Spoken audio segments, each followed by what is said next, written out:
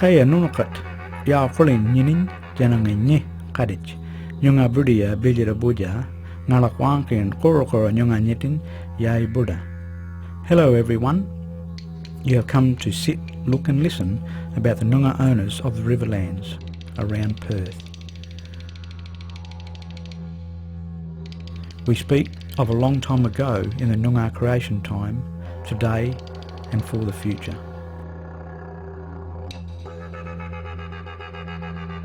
Wulla you come, Wakal, with a flash of fire and a thunder roar, and you came, you flung the earth up to the sky, you formed the mountain ranges and the undulating plains. You make a home for me on Kardagarup and Kardakumba. You make the Beeliar, the wide clear river. As you travelled onward to the sea, and as you went into the sunset, 2 rocks you left to mark your passing, to tell of your returning and our affinity. The Wakal, or Noongar rainbow serpent, is fundamental to Noongar cosmology, or the creation of Noongar Buddha, that is country, Murit, that is family relations, and Kadijan, or knowledge. Noongar people say the Wakal came out of the earth. The Wakal is the giver of life. It makes the rivers, that is the Beeliar, the swamps and the lakes, the Pinjar, and the waterholes, or the Ngama. The Wakal maintains all these fresh water sources. The Wakal came down the Avon River to the Ngank, or the neck of the river at Guildford, where there is a bend. When it finished, it went to an underground cave in the Beeliar, or the Swan River. It did not go on because the water further on towards the ocean was salty. It turned back and continued to move throughout the Beeliar Buddha, or the Swan River Plains country. These Wakal theories as stories are real to Noongar people.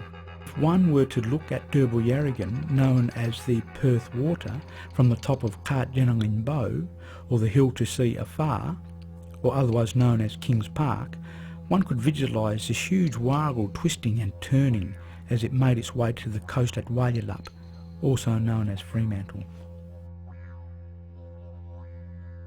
Buddha, or country. Nichangala Maya, Nichangala Ngan, Mutkal. This is our home. This is our people's camping place, their home fires.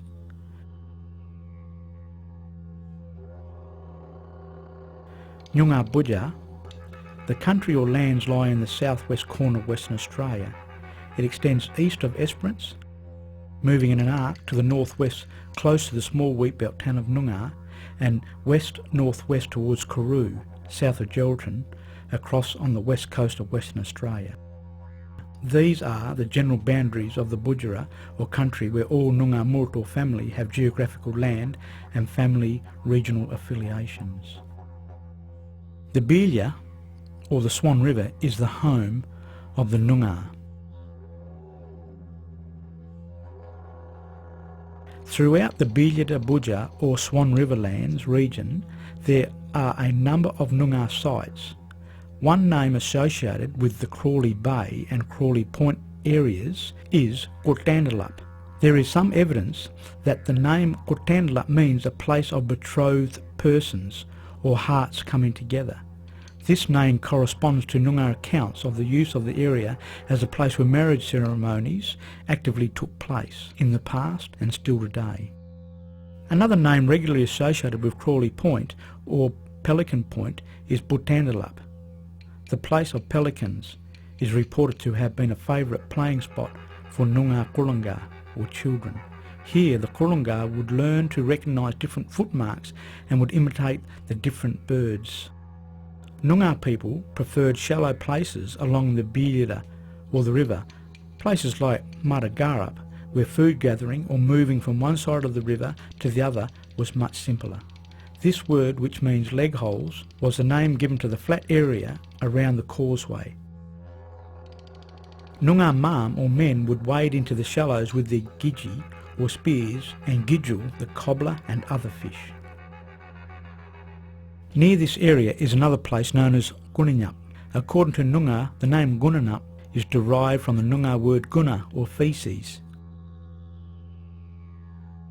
As well as its significance as an important place connecting Noongar with the Warkal, Gunnup was recorded as a key camping place on a major trade route used by Noongar people travelling from other areas to Perth and vice versa, in order to trade for the highly demanded wulji, or red, white and yellow ochre.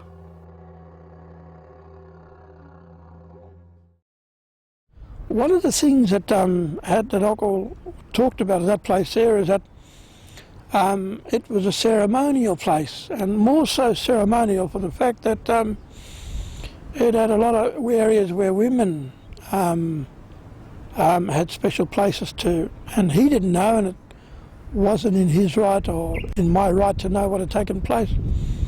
But he said that they often talked about the significance of that place there to the women. And in Aboriginal way, when women got a special place, that's a place that not necessarily needed to be paid attention, but a place where you needed to have respect for. The police used to come on horseback, and at first the policeman said, "You mob can camp at the back of this place here in at Kings Park," and he reckoned that the old people used to say, but they used to say that there's there's Noongar gap there, there's no water in that area there where they lay, because where they used to camp before, the girls and the young boys used to walk down, and they used to bring water up to the camp, and that's what them fellows say, you know, it's too far to go for, it's too far to go to bring water. And he reckoned where Point Walter, he reckoned when the water used to go right out, there used to be a sandbar where they used to walk across and get that fish from there. And when you look on that hill and you have a look over Point Walter and you have a look at that sandbar, in your mind you can sort of picture that back then of it taking place. And he said there was an area, there was a wood that the people used, it was like a pine, and they used to sit their kids on it, and they used to float across some of the deep areas. But he said it was accessible, and there was a good, it was a good hunting area along that Point Walter, and they used to get young birds, and they used to get fish, and crabs used to come up, and yeah. And I reckon when the wide tide used to go out, there used to be fish stuck in the sandbars, and that was a real good time of being able to be hunters and gatherers. Kadijan, knowledges of culture. Kora, a long time ago, the Kadijan or knowledge given to Noongar people by the Warkal or the rainbow serpent included all things connected to our Budja. The Warkal gave us our knowledge about the sacred sites such as Karakumba, Kortandalup, Wayalup, Maragarup, Guninyup and Wagramaya, all along the Derbil Yarragon or estuary known as the Perth Waters, and our relationships to them. The Noongar rainbow serpent and the cosmology also gave us our Kundan or Kanya, the fundamental and underlying principles that give all cultures their values and belief systems. Noongar live in harmony with their environment, and knowledge of our land is fundamental to our survival. We utilise the 6 seasons of the year for food and sustenance, and never damage or kill our resources unnecessarily. The land is our mother and our nurturer and our guiding light. Traditional Noongar culture maintained gender roles, and still do in contemporary times. Men and women have their different places in the scheme of life. Men control their secret and sacred rights, which women have to respect, just like the men have no say in the business of women. Women are recognised as nurturers, gatherers and collectors, whereas men are acknowledged as hunters, gatherers and foragers and keepers of the law. The Noongar seasons are Burnu, with hot easterly and north winds. This occurs during February and March. Durin becomes cooler with wind from the southwest. This occurs during April and May. Makaru, cold and wet with westerly gales, occurs during June and July. Jilba, becoming warmer. This occurs during August to September. Kumbarang, rain decreasing. This occurs during October and November. Buruk, hot and dry with easterly winds during the day and southwest sea breezes in the afternoon. This occurs during December and January. Throughout these seasons, Noongar found and still find ample food such as yonga, wedge, kumul, karda, jiljit, and other marine life and edible vegetation to sustain the people and maintain their cultural, religious and social customs. There were between 30 and 40 distinct roots, nuts and vegetables eaten by Noongar, which are gathered nearly all year round. The flowers of 3 or 4 trees and shrubs afforded them honey either by suction or seeping them in water. There was hardly any shortage of food throughout the 6-season cycle, with courage or knowledge given to the Noongar by the Wakru to manage our land according to the seasons.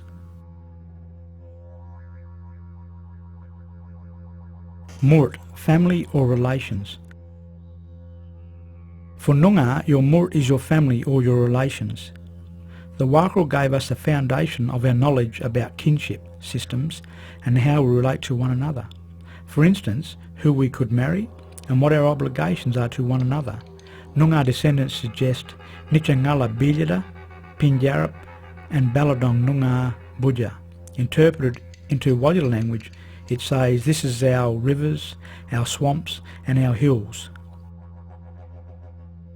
Noongar say that being Noongar is being part of family, sharing with others all the things we believe in. We feel these things very deeply. They join us together and to our old people. Our spirits are in the trees, the hills, the rocks, the animals and the waterways. When you're born, you come from the land, and when you die, your spirit goes back to the same country. The spirit ancestors from the Nyitang give us our law. This is our heritage. It doesn't change. This is very strong.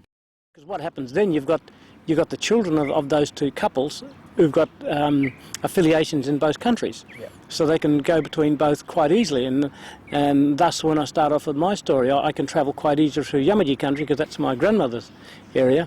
I can travel right through the Perth area quite easily because that's my great-great-grandmother's area, and I can travel through the Mora area, which is quite prominent through through the Inditch connection through there as well, without any problems, and through the Baladong country, through the Yorks and Querding, which is sort of my mother's country.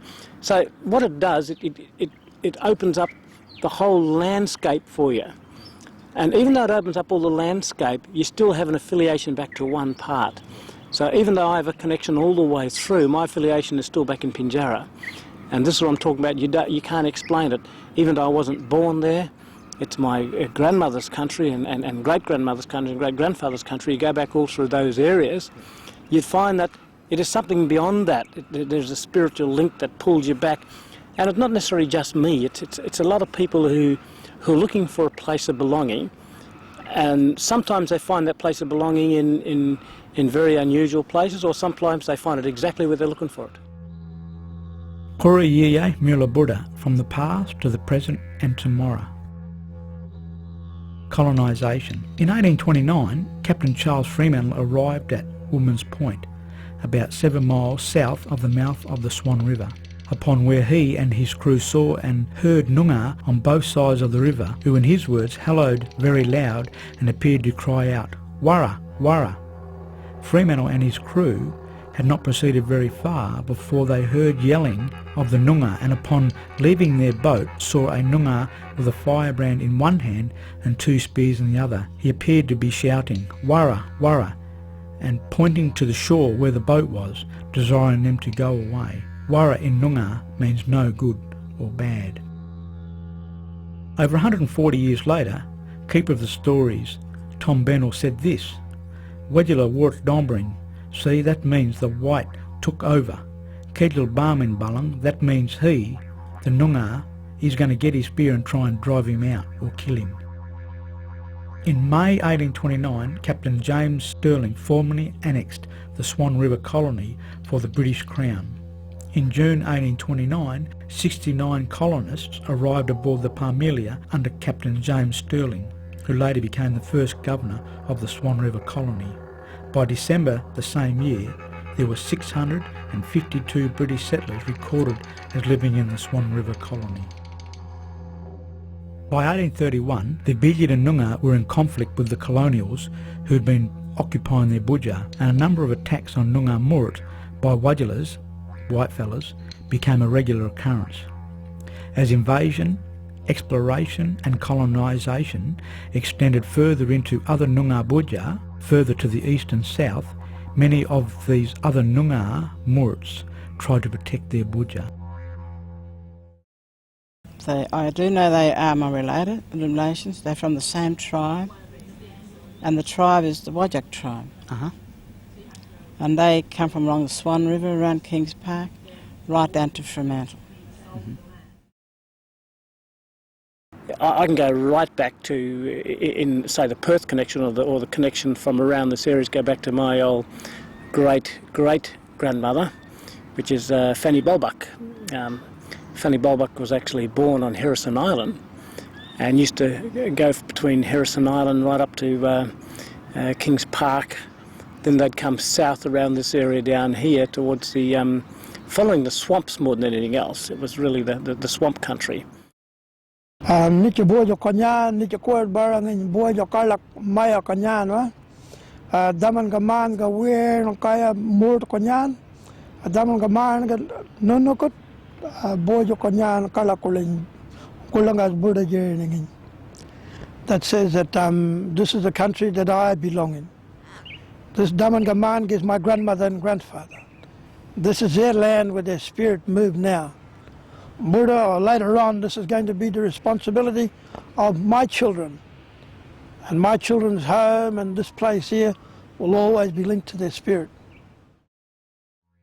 Kaya, nonokot, yao kuling, ninin, jenanging ni, kadich, Noongar Beeliar, Beeliar Budja, ana.